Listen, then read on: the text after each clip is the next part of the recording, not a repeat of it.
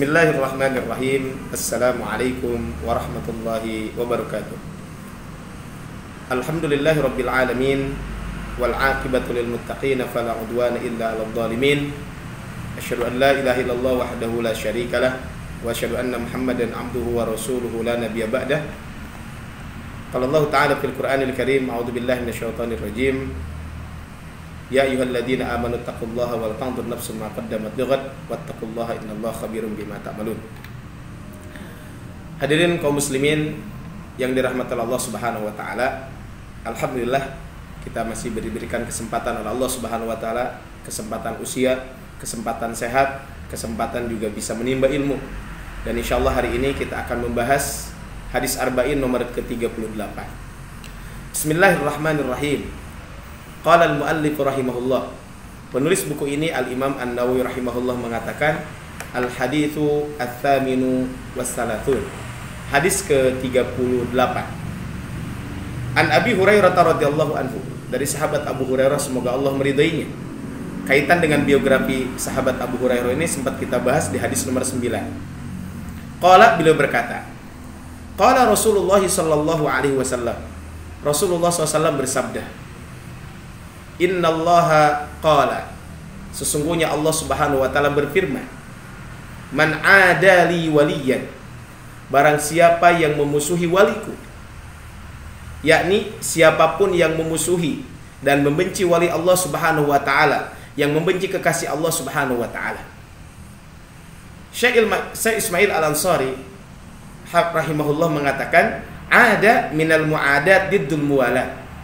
Yang dimaksud dengan ada, maksudnya adalah memusuhi, diambil dari kata al-mu'adat, lawan kata dari al-muwalat, yaitu cinta dan loyalitas. Waliullah, yang dimaksud dengan waliyuh itu adalah orang-orang mukmin, orang-orang muhsin, orang-orang muttaqin, orang-orang yang takut kepada Allah Subhanahu wa taala.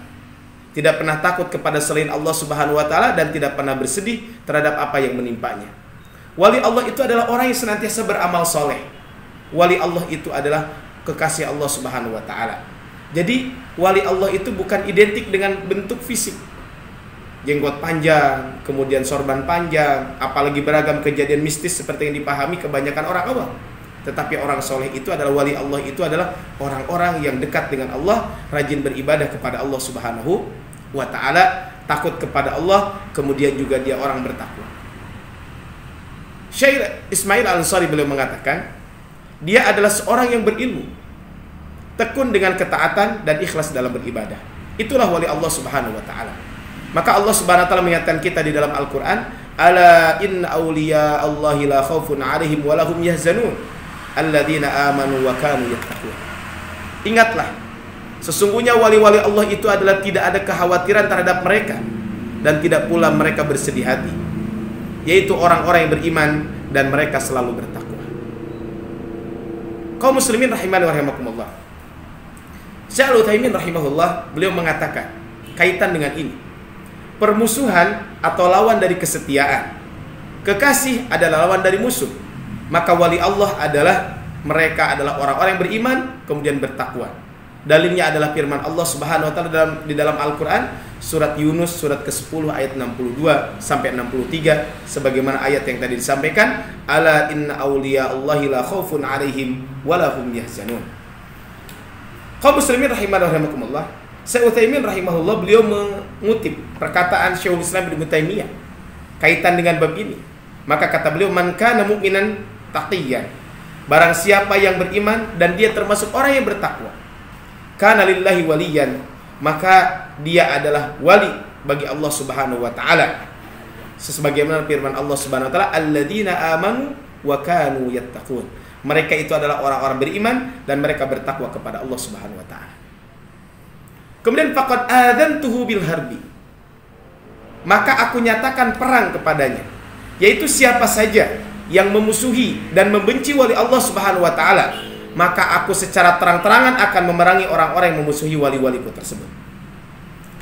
Syekh Abdul Muhsin Al-Abbad hafizahullah beliau mengatakan adzantuhu bil harbi, yang dimaksud aku nyatakan perang kepadanya, maksudnya adalah aku proklamirkan bahwa aku adalah pihak yang memerangi dirinya, dan ini menunjukkan sesungguhnya bahayanya memusuhi wali Allah Subhanahu wa taala. Ini adalah merupakan bahaya kita memusuhi oleh Allah Subhanahu wa taala. Sehingga kata Imam Al-Munawi, beliau mengatakan kaitan dengan apa? Kaitan dengan bab ini, lanjutan dari hadis ini, wa ma taqarraba ilayya 'abdi bi syai'in ahabba ilayya mimma aftaradtu alaihi. Tidaklah hambaku dapat mendekatkan diri kepadaku dengan sesuatu yang lebih aku cintai dibanding dengan sesuatu yang aku wajibkan. Kata Imam Al-Munawi, maksudnya adalah dengan apa? Minat ta'at wa ma taqarraba ilayya 'abdi bi syai'in. Tidaklah hamba-hambaku dapat mendekatkan diri kepadaku dengan sesuatu at-ta'at, yaitu menjalankan berupa ketaatan. Ahabba ilayya mimma aftaradtuhu alaihi, lebih aku cintai dibanding sesuatu yang sudah aku wajibkan. Maksudnya adalah berbagai kewajiban yang berbagai kewajiban, baik itu fardu ain atau fardu kifayah, karena ini adalah dasar kembalinya semua hal yang cabang. Jadi ini menunjukkan tentang keutamaan menjalankan amal fardu. Salat fardu, kemudian saum yang sifatnya wajib, zakat yang sifatnya wajib, haji yang sifatnya wajib, ini punya keistimewaan. Karena ini merupakan pokok, ini merupakan dasar, sedangkan sisanya adalah merupakan cabang. Wa ma yazalu abdi, hambaku senantiasa, maksud terus menerus dalam keadaan tadi, dia menjalankan amal-amal yang wajib. Yataqarrabu ilayya bin nawafil, wa ma yazalu abdi yataqarrabu ilayya bin nawafil. Kemudian setelah dia menjalankan wajib, maka hamba-hambaku selalu mendekatkan diri kepadaku dengan amalan-amalan yang sunnah. Al-Imam Al-Munawi mengatakan, an-nawafil ay at-tatawwu. Yang dimaksud dengan an-nawafil adalah at-tatawwu min jami'i sunufil ibadah. Merupakan amal tatawwu dari semua jenis amal ibadah. Ini adalah yang dimaksud dengan tatawwu, atau dalam bahasa kita adalah amal sunnah atau nawafil. Hatta uhibbuhu, sampai aku mencintainya. Al-Imam Ibnu Al-Lan mengatakan cinta Allah adalah untuk hambanya adalah seperti dalam penjelasannya bahwa bentuk taufik terhadap sesuatu yang ridhoi dari hambanya dan keteguhan serta muamalah dengan kebaikan. Maka telah diketahui bahwasanya merutinkan ibadah nafilah setelah menunaikan ibadah-ibadah wajib, maka akan menyebabkan kita mendapatkan cinta Allah Subhanahu wa taala. Menyebabkan Allah akan cinta kepada hamba-hamba yang menjalankan kaitan dengan amal-amal sunnah ini. Tentu mereka menjalankan amal sunnah setelah mereka menjalankan amal-amal wajib dan tidak meninggalkannya, karena amal wajib tentu lebih utama dibanding dengan amal sunnah. Fa idza ahbabtuhu, jika aku sudah mencintai orang tersebut karena dia mendekatkan diri kepadaku dengan amal-amal sunnah, kuntu sam'ahul ladzi yasma'u bihi, aku adalah akan menjadi pendengaran yang dia gunakan untuk mendengar. Maksudnya adalah jika aku sudah mencintai seorang hamba, maka pendengarannya akan aku bimbing sehingga sesuai dengan apa yang aku ridhoi, bukan mendengar perkataan maksiat. Syair Ismail Ansari mengatakan, maka dia tidak mendengarkan apa-apa yang tidak diizinkan oleh syariat, tidak diizinkan oleh syariat untuk didengarkan. Ini kata beliau. Wa basaruhu alladhi yabsiru bihi, kemudian juga menjadikan penglihatan yang dia gunakan untuk melihat. Maksudnya adalah Allah akan membimbing penglihatan dia sehingga matanya, penglihatannya digunakan hanya untuk melihat hal-hal yang positif, hal-hal yang dibenarkan oleh ajaran Islam, bukan melakukan hal-hal yang dilarang dalam ajaran Islam. Wa yadahu alladhi yabtishu biha, dan menjadi tangannya yang dia gunakan untuk beraktivitas, yaitu tangannya hanya digunakan untuk aktivitas positif saja. Maka kata Syekh Ismail mengatakan, dia tidak membentangkan tangannya untuk melakukan sesuatu yang tidak diizinkan oleh syariat. Warijlahul ladzi yamshi biha, kemudian menjadikan kakinya yang dia gunakan untuk berjalan. Maksudnya adalah berjalan untuk tempat dan tujuan yang diridhoi oleh Allah Subhanahu wa taala, bukan tempat-tempat yang dilarang oleh Allah Subhanahu wa taala. Al-Imam Al-Munawi ketika menjelaskan tentang hadis ini kata beliau, yakni Allah taala menjadikan kekuasaan cintanya sebagai penguasa atas orang itu, sehingga dia tidaklah melihat, mendengar dan beramal melainkan hanya apa-apa yang diridhoi dan dicintai oleh Allah Subhanahu wa taala. Ini sebagai bentuk pertolongan Allah bagi hamba-hambanya yang selalu menjaga amal-amal wajib, kemudian setelah itu dia jalankan amal-amal sunnah. Jadi Bapak Ibu rahmat Allah Subhanahu wa taala, inilah pentingnya kita selalu menjaga amal wajib dan kita menjaga amal-amal sunnah. Wa in sa'alani la'utiyannahu, jika dia meminta kepadaku, jika dia memohon kepadaku, maka aku akan berikan, maka aku akan kabulkan permohonannya. Aku akan berikan permohonannya. Maksudnya adalah jika orang itu berdoa kepada Allah Subhanahu wa taala, maka Allah akan mengabulkan doa orang tersebut. Karena kedekatan dirinya kepada Allah Ini merupakan keutamaan yang dimiliki oleh oleh wali Allah Subhanahu wa taala. Sehingga kata Imam Al-Munawi, yaitu dikabulkan apa yang mereka minta sebagaimana terjadi pada kaum salaf terdahulu. Wala ista'adani la'uidzannahu. Dan jika dia meminta perlindungan kepadaku, maka niscaya aku akan melindunginya. Yakni jika dia mohon kepada Allah untuk melindunginya, niscaya Allah akan melindungi orang tersebut, baik perlindungan dari keburukan dunia dan akhirat. Inilah keniscayaan antara hubungan kekasih dengan yang dikasihi. Kata Imam Al-Munawi, dilindungi dari apa-apa yang ia takuti, dan ini adalah keadaan di antara pihak yang mencintai dan pihak orang yang mencintai. Kaum muslimin rahimani wa rahimakumullah, hadis ini diriwayatkan oleh Imam Al-Bukhari. Hadis ini datang dari Imam Al-Bukhari dalam sahihnya. Kemudian juga hadis ini juga diriwayatkan oleh Imam Ibnu Hibban di dalam sahihnya. Kemudian diriwayatkan juga oleh Imam Al-Baihaqi di dalam Sunan Al-Kubra. Kemudian Ibnu Asyakir di dalam Mu'jamnya, dan Imam Alauddin Al-Muttaqi Al-Hindi dalam Kanzul Ummah. Ini adalah kaitan dengan hadis yang barusan kita sampaikan. Baik, Bapak rahmat Allah Subhanahu wa taala, dari hadis yang barusan kita sampaikan, kira-kira pelajaran apa saja yang bisa kita ambil dari hadis tersebut? Yang pertama, Allah Subhanahu wa taala memberikan informasi bahwa dia itu memiliki kekasih Allah Subhanahu wa taala. Yang menjadi pertanyaan, siapakah kekasih Allah itu? Siapakah wali Allah itu? Wali, ya, jamaknya adalah aulia. Ya. Wali itu adalah jamaknya aulia. Yang mana maknanya itu adalah, kalau kita berbicara tentang wali atau jamaknya adalah aulia, kalau kita berbicara tentang itu maknanya adalah berarti penolong dan kekasih. Bisa juga bermakna teman dekat yang mengurus urusan-urusan yang menguasai atau pemimpin. Ini adalah yang dimaksud dengan wali. Jadi kalau kita lihat dari sini adalah inilah wali Allah Subhanahu wa taala. Mereka itu adalah orang-orang yang penolong, orang-orang yang pengasih. Kemudian yang kedua, pelajaran dari hadis ini bahwa larangan memusuhi para wali Allah Subhanahu wa taala, sebab memusuhi mereka, sebab membenci mereka merupakan memusuhi kekasihnya. Sebaliknya, ketika kita mencintai kekasih Allah Subhanahu wa taala, maka ketika itu kita sesungguhnya sedang mendekatkan diri kepada Allah Subhanahu wa taala. Maka kita dianjurkan untuk selalu menyayangi, mengasihi, mencintai orang-orang yang memang menjadi kekasih Allah Subhanahu wa taala. Makanya kata Al-Ustadz Hasan Al-Banna, beliau mengutip di dalam kitab Usul Ishrin, di dalam kitab Risalatut Ta'alim, ketika beliau membuat tentang 20 prinsip. Wa mahabbatus sholihin, dan mencintai orang-orang soleh, wahtiramuhum watsanau alaihim, kemudian kita memberikan penghormatan, memuji mereka, kemudian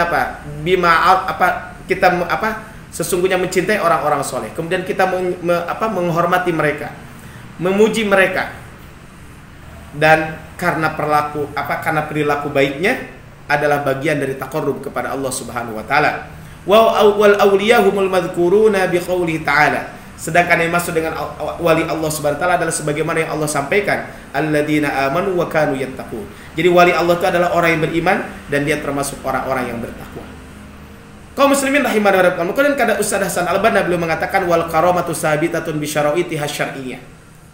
Kalau kita berbicara tentang karomah, maka karomah itu memang karomah pada mereka, pada wali Allah itu benar-benar terjadi ketika memenuhi syariat ketika memenuhi syarat-syarat dalam syariat. Ma'atiqadi annahum ridwanullahi alaihim, dengan kita meyakini bahwa para wali itu semoga Allah meridhai mereka. La yamlikuna li anfusihim naf'an wala dharra, mereka tidak memiliki manfaat dan madarat untuk diri sendiri, jangan untuk orang lain. Ya. Fi hayatihim aw ba'da mamatihim, baik ketika para wali itu masih hidup ataupun ketika para wali itu sudah meninggal dunia. Itu pelajaran kedua. Pelajaran ketiga, bahwa hadis ini menyebutkan bahwa Allah akan memaklumkan perang kepada siapapun yang memusuhi wali Allah Subhanahu wa taala. Jadi Allah akan mengumandangkan peperangan kepada siapa? Kepada orang-orang yang memusuhi wali-wali Allah Subhanahu wa taala. Kemudian hadis ini juga menunjukkan yang keempat adalah menjalankan kewajiban adalah cara taqarrub kepada Allah Subhanahu wa taala dan untuk mendapatkan cinta Allah Subhanahu wa taala. Sebagaimana kata Ismail Al-Ansari, beliau mengatakan anna ada al-faraid, sesungguhnya merupakan sesungguhnya menjalankan wajib, huwa ahabbul a'mali ilallah, merupakan amal yang paling dicintai oleh Allah Subhanahu wa taala. Wadzalika lima fiha min idhari wadzalika lima fiha min idharin 'azamatir rububiyyah. Karena dengan itulah dia memperlihatkan kebesaran rububiyah Allah Subhanahu wa taala, wa dzallal ubudiyyah, dan kemudian dengan itu juga merendahkan kaitan dalam penghambaan diri kepada Allah Subhanahu wa taala. Kemudian yang kelima, kaum muslimin rahimani wa rahimakumullah, hadis ini menunjukkan juga kaitan dengan ibadah nafilah, ibadah tambahan atau ibadah sunnah, merupakan salah satu sebab kita akan mendapatkan kecintaan Allah Subhanahu wa taala. Di antaranya kata Allah Subhanahu wa taala dalam Al-Qur'an, "Wa minal laili fatahajjad bihi nafilatan lak, asa ayyab'ataka rabbuka maqaman mahmuda." Dan pada sebagian malam bersembahyang tahajudlah kamu sebagai suatu ibadah tambahan bagimu. Mudah-mudahan Tuhanmu mengangkat kamu ke tempat yang terpuji. Artinya di samping kita mendapatkan kecintaan Allah, kita pun akan mendapatkan derajat yang tinggi di hadapan Allah Subhanahu wa taala. Asa ayyab'ataka rabbuka maqaman mahmuda. Yang dimaksud dengan ini, kata Syekh Ismail Al-Ansari, beliau mengatakan sesungguhnya ibadah nafilah, ibadah tambahan atau ibadah sunnah akan diterima jika yang wajib sudah ditunaikan. Karena tindakan dinamakan tambahan kecuali jika telah tuntas yang namanya wajib. Ini namanya tambahan, tentu adalah setelah kita menunaikan wajib, barulah itu yang namanya tambahan itu. Kaum muslimin rahimani wa rahimakumullah, kemudian berikutnya adalah yang keenam, pelajaran dari hadis ini juga menunjukkan bahwa dari hadis ini menunjukkan bahwa seseorang wali Allah, seorang itu identik dengan orang yang menjalankan kewajiban dan menghidupkan sunnah Nabi. Jadi yang namanya wali Allah itu siapa? Orang selalu dekat dengan Allah dengan berbagai macam aktivitas wajib, dan dia selalu menjauhi apa-apa yang dilarang oleh Allah Subhanahu wa taala, dan kemudian orang tersebut adalah setelah itu dia menjalankan ibadah-ibadah sunnah.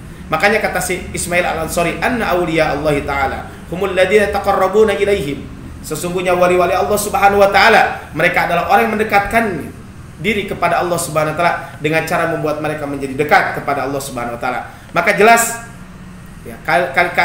maka jelas dari sini kaitan dengan batilnya klaim yang menyebutkan bahwa adanya cara menjadi wali Allah dengan selain taqarrub kepada Allah Subhanahu wa taala. Jadi kalau kita ingin menjadi wali Allah, caranya sederhana. Dengan kita taqarrub, mendekatkan diri kepada Allah Subhanahu wa taala. Kalau ada cara dengan menjauhkan diri dari Allah, maka itu bukan termasuk wali Allah Subhanahu wa taala. Kemudian yang ketujuh, dari hadis ini menunjukkan bahwa orang-orang yang menjalankan kewajiban agama lalu dia menjalankan amalan-amalan sunnah, maka Allah taala akan memberikan 3 kemuliaan. Yang pertama, membuat apa yang dilakukan oleh anggota badannya, mata, telinga, mulut, tangan, kaki, dan lain sebagainya, itu semuanya adalah dilakukan untuk apa? Itu semuanya adalah dilakukan sesuai dengan aturan Allah Subhanahu wa taala, sesuai dengan syariat Allah Subhanahu wa taala.